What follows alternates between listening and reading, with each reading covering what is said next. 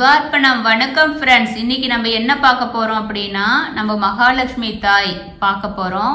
அவங்க யாரு? பத்மாவதி தாயின்னு சொல்லுவாங்க, அலமேலு மங்கைன்னு சொல்லுவாங்க. திருச்சானூர்ல எழுந்தள்ளி இருக்க அலமேலு மங்கை தாயை பத்தி தான் நம்ம பார்க்க போறோம்.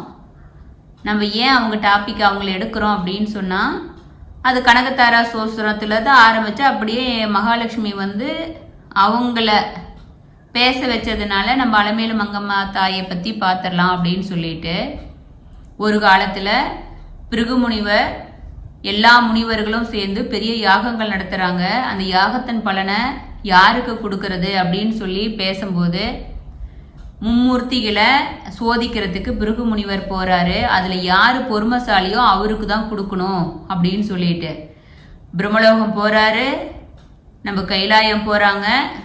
அவருக்கு ரெண்டுமே மன திருப்தியாக இல்லை. அதே போல் வைகுண்டம் போகிறாரு. வைகுண்டம் போகும்போது அவர் பிருகு முனிவர் வர்றத நம்ம மகாவிஷ்ணு கவனிக்கல. ஆனால் அவருக்கு கோபம் வந்துடுது. கைலாயத்திலையும் பிரம்மலோகத்திலையும் நடந்த மாதிரி தான் இங்கேயும் இப்படி இருக்கு அப்படின்னு சொல்லிட்டு கோபமாக அப்படியே போய் மகாவிஷ்ணு மார்பில் ஒரு உதைக்கிறாரு. மகாவிஷ்ணு மார்பில் யார் வாசம் செய்யறது? நம்ம மகாலட்சுமி தாய்.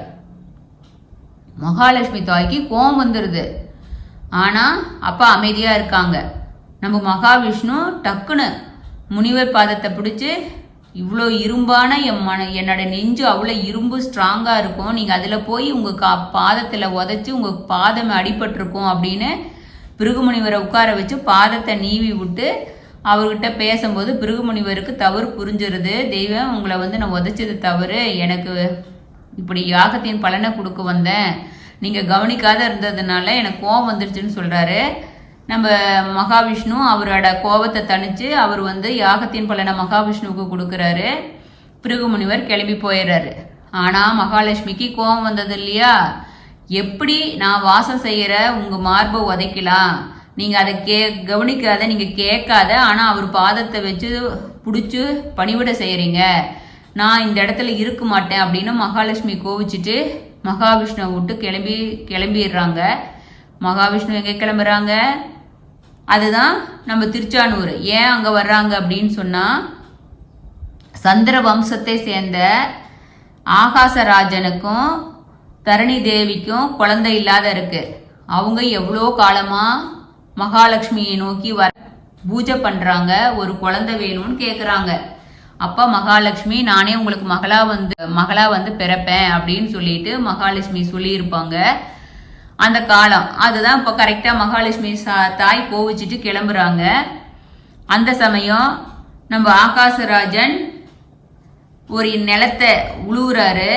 அந்த நிலத்தை உழுதும் போது உழுவுறாரு.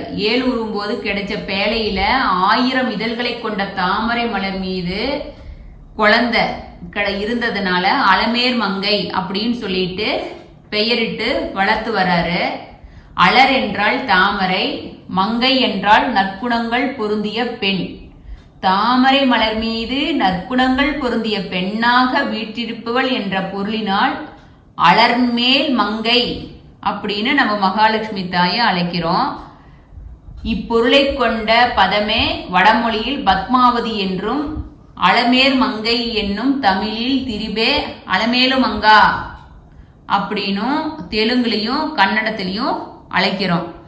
இவ்வளவு சிறப்பான நம்ம அலமேலு மங்கை தாய் நம்ம ஆகாசராஜனுக்கு மகளா வளர்ந்துகிட்டு வர்றாங்க. மகாவிஷ்ணு மகாலட்சுமி இல்லாத ரொம்ப பித்து பிடிச்ச மாதிரி ஒரு மாதிரி பித்து பிடிச்சி அவர் சுயநினைவு இல்லாத இருக்காங்க. மகாலட்சுமியை தேடி மகாவிஷ்ணு வர்றாரு. ஆகாசராஜனின் எல்லைக்குட்பட்ட வகுலா தேவியின் ஆசிரமத்தில் தங்கி பத்மாவதி தேவிய மனம் செய்து கொண்டார். எப்படி மனம் செய்தாரு? அவருக்கு திருமணம் செய்யறதுக்கு பணம் கிடையாது. அதனால குபேர பகவானுகிட்ட 1000 வராகன் பொண்ணை கடனா பெற்றாரு அப்படின்னு புராணம் இருக்கு. அந்த 1000 வராகன் பொண்ணை தான் மகாவிஷ்ணு திருப்பதி ஏழுமலையில இருந்து இப்ப நாம கொடுக்கற காணிக்கைய சாமிக்கு வேண்டுதல் வச்சுட்டு போடுறத குபேரனுக்கு வட்டியா கொடுக்கறாரு அப்படின்னு சொல்லிட்டு புராணங்கள் இருக்கு.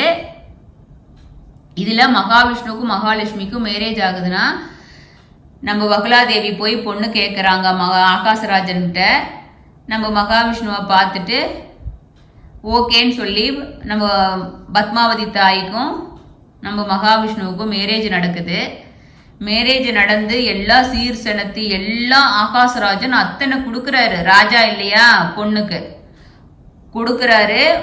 அவங்க மேரேஜை முடிஞ்சு திருப்பதிக்கு மகாவிஷ்ணு கூட்டிகிட்டு போறாரு. விடிய காலங்காட்டி நம்ம திருப்பதியில் போயிடணும். ஆனால் போகிறதுக்கு டைம் ஆகுது, வெடிஞ்சிருது. ஆனால் வெடியறதுக்கு முன்னாடி என்ன சொல்கிறாரு, என்னன்னு கேட்குறாருன்னா, அவருக்கு நம்ம மகாலட்சுமி தாய் கொண்டு வந்த சீரை கவனிக்க எல்லாம் செக் பண்ணும்போது அதில் ஒரு பொருள் குறைஞ்சிருக்கு. என்னது? கருவேப்பில்லை, இன்னொன்று கனகாமரப்பூ. ரெண்டுமே இல்லை, கனகாமரமும் இல்லை. அதனால தான் இப்போ திருப்பதியிலையும் கருவேப்பிள்ளையும் கனகாமரமும் இருக்காது. அப்போ மகாவிஷ்ணு சொல்கிறாரு, நீ கொண்டு வந்த சீரில் 2 பொருள் குறைஞ்சிருக்கு. நீ வெடியுங்காட்டி எனக்கு கருவேப்பிலை எடுத்துக்கிட்டு வந்துட்டீன்னா திருப்பதி ஏழுமலைக்கு வா, இல்லாட்டி வர வேண்டான்றாரு. மகாலட்சுமி வேக வேகமாக போயிட்டு கருவேப்பிலை எடுத்துட்டு வரங்காட்டி வெடிஞ்சு போயிடுது. அதனால நம்ம மகாலட்சுமி தாய் கீழ் திருப்பதியிலேயே இருந்துடுறாங்க. மகாவிஷ்ணு வெங்கடாஜலபதி மேல் திருப்பதியில் இருக்கிறாரு அப்படின்னு சொல்லிட்டு ஒரு கதை இருக்கு ஃப்ரெண்ட்ஸ். இன்னொன்று என்ன இருக்கு அப்படின்னா, திருமாலின் ராம அவதாரத்த காலத்துல வேதவதி அப்படிங்கிற திருமாலின் பக்தை ராமரை மேரேஜ் பண்ணிக்கணும் அப்படின்னு கேட்குறாங்க. ஆனா ராமர் என்ன சொல்றாரு, இந்த அவதாரத்துல நான் ஏகபத்தினி விரதமா இருக்கிறேன், அதனால அடுத்து வரும் கலியுகத்துல தான் நான் எடுக்க போகும் சீனிவாச அவதாரத்தில் நான் உன்னை ஏத்துக்கிறேன், மேரேஜ் பண்ணிக்கிறேன் அப்படின்னு சொல்லிட்டு வரம் கொடுக்குறாரு. அதனாலதான் நம்ம பத்மாவதி தாயை மேரேஜ் பண்ணாங்கன்னு சொல்றாங்க. நம்ம ராமர் சொன்ன மாதிரி மகாலட்சுமி தாய் திருமலையில திருவேங்கடவனின் திருமார்புல குடியேறவும் தனது அம்சமான பத்மாவதியை கீழ் திருப்பதியில் திருச்சானூரில் எழுந்தள்ளுமாறும் வரம் கொடுக்குறாங்க அப்படின்னும் புராணம் இருக்குது. அது மகாலட்சுமி பண்றாங்க. பத்மாவதி மகாலட்சுமி எல்லாமே நம்ம ஒரே தாய் தான், மகாலட்சுமி தான். மகாலட்சுமியான பத்மாவதியை தரிசிப்பவர்களுக்கு சகல செல்வங்களும் அளிக்குமாறு வேங்கடவன் ஆணையிட்டுள்ளார். அவ்வாறு செல்வம் பெற்ற பக்தர்கள் அதில் ஒரு பகுதியை நம்ம திருப்பதி வெங்கடாஜலபதிக்கு காணிக்கையா செலுத்துறாங்க. ஏன்னா அவர் வட்டியை அளந்து கொடுக்கும் பொறுப்பை ஏற்ற கோவிந்தராஜ பெருமாளை இன்றும் காசு அளக்கும் படியுடன் கீழ் திருப்பதியில இருக்கிறாரு. அவரு தான் குபேரன்ட்ட வாங்கின பணத்துக்கு வட்டி கணக்கு போட்டு கொடுத்துட்டு இருக்கிறாரு. நம்ம அலமேலு மங்கை தாய் கிழக்கு நோக்கி அமர்ந்திருக்கிறாரு. நம்ம திருச்சானூர்ல தினமும் நம்ம மகாவிஷ்ணு இரவில் திருமலையிலிருந்து திருவேங்கடவன் இறங்கி அலமேலு மங்கை தாயாருடன் ஏகாந்தமாக இருந்துவிட்டு பின் விடிவதற்குள் திருமலைக்கு சென்றதா ஐதீகம் இருக்கு. திருமலையில் வேங்கடவனை தரிசிக்கும் முன் முதலில் கீழே திருப்பதியில் கோவிந்தராஜபுரத்தில் கோவிந்தராஜ பெருமாள், பிறகு அலமேலு மங்கை தாயார், அதற்கு பிறகுதான் நம்ம மகாவிஷ்ணுவை போயிட்டு புஷ்கரணி கரையில் உள்ள வராகமூர்த்தி, அதன் பின்னரே வேங்கடவனை தரிசிக்கணும் அப்படிங்கிறது ஐதீகமா மரபா இருக்கு. பக்தர்களுக்கு சுகங்களை வாரி வழங்குவதில் திருச்சானூர் சுகபுரி என்றும் அழைக்கப்படுகிறது. 10 ஆழ்வார்கள் மங்களாசாசனம் செய்த கோயில் பத்மாவதி தாய் வாசம் செய்கிற திருமேல் மங்கை தாயார்.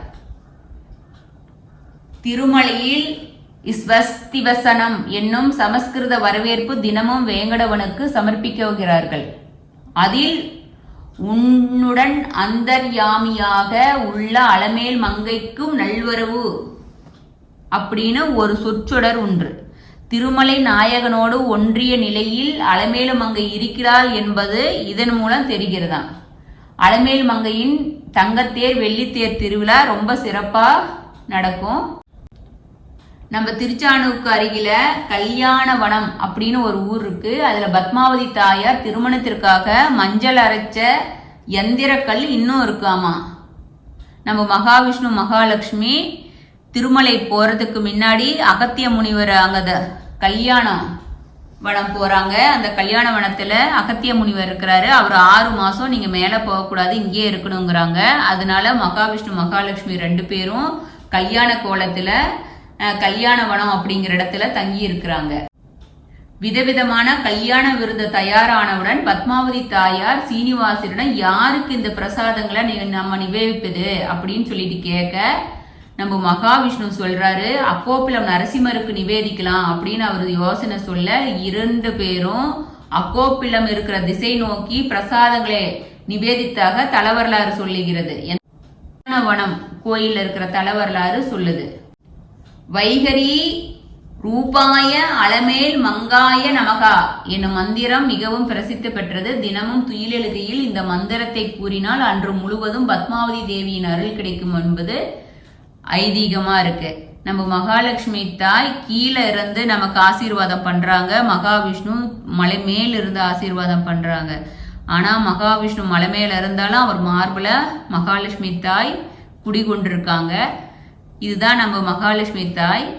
நம்ம கருவேப்பிலைக்கு நீ ஒரு கருவேப்பிலைக்கு பொறுக்க மாட்டோமா அப்படிங்கிறாங்க. அந்த ஒரு கருவேப்பிலைனால நம்ம மகாலட்சுமி தாய் கீழ் திருப்பதியிலேயே தங்கிட்டாங்க அப்படிங்கிறது. அதே அந்த கருவேப்பிலைய யாரும் தானமா ஒருத்தர் வீட்டுல இருந்து ஒருத்தருக்கு கொடுக்க கூடாது அப்படின்னு. ஏன்னா அந்த கருவேப்பிலை மகாலட்சுமியின் ஒரு பொருள். அதனால என்னைக்கு கருவேப்பிள்ளைய ஒருத்தர் வீட்டுல இருந்து தானமா கொடுக்காதீங்க. கொடுத்தீங்கன்னா மகாலட்சுமி அவங்க கூட சேர்ந்து கருவேப்பிலையோட சேர்ந்து போயிடும் அப்படிங்கிறதுனால கருவேப்பிலையை கொடுக்க மாட்டாங்க. அதனால ஃப்ரெண்ட்ஸ், இந்த விஷயம் உங்களுக்கு முதலே தெரிஞ்சிருந்துச்சுன்னா ஓகே, தெரியலனா நம்ம சிவார்ப்பணம் 61 சேனல் சொல்றோம், அது மாதிரி இனிமேட்டு ஃபாலோ பண்ணுங்க. திருப்பதி போனா நம்ம இனிமேட்டு மகாலட்சுமி அலமேல் மங்கம்மா தாய் ஒரு கருவேப்பிலைக்காக நமக்கு கீழேயே இருந்துட்டாங்க அப்படிங்கிறத நமக்கு தோணும். மகாலட்சுமி தாயோட கோயிலில் குங்குமார்ச்சனை அவ்வளோ சிறப்பு. கோயிலுக்கு போனீங்கன்னா குங்குமார்ச்சனை செஞ்சு மகாலட்சுமி தாயின் ஆசீர்வாதத்தை பெறணும் அப்படின்னு சிவார்ப்பணம் 61 சேனல் கேட்டுக்கிறோம். சிவார்ப்பணம். வணக்கம் ஃப்ரெண்ட்ஸ்.